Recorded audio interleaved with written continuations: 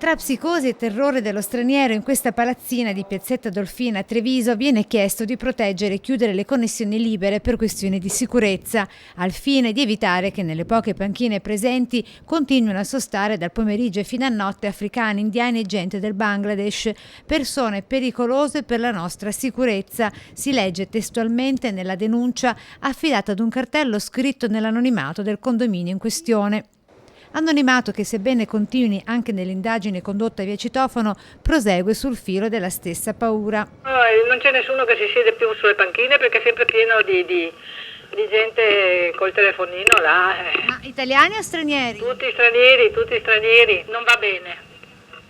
Però sono là seduti col telefonino, stanno ore e ore a occupare le panchine e non si siede più nessuno, ecco, tutto là il discorso. Ma non tutti vogliono rispondere, c'è anche chi, sebbene dietro il paravento, preferisce nascondersi ancora di più. Lei pensa che sia pericoloso, come dice questo cartello, avere il wifi gratuito?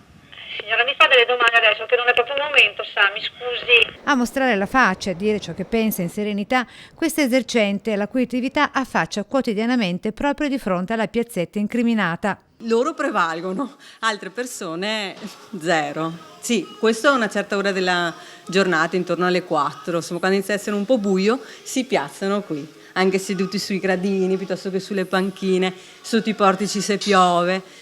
Non si schiodano. Ammetto che anch'io quando finisco comunque a una certa ora, che siano le 6, le 7 di sera, è buio e uscendo da sola, comunque con l'incasso della giornata, qualche domanda te la poni, dici persone tranquillissime, ma c'è sempre il matto della situazione ovunque, ecco, quindi sì, se ci fosse un po' più di controllo sarebbe meglio.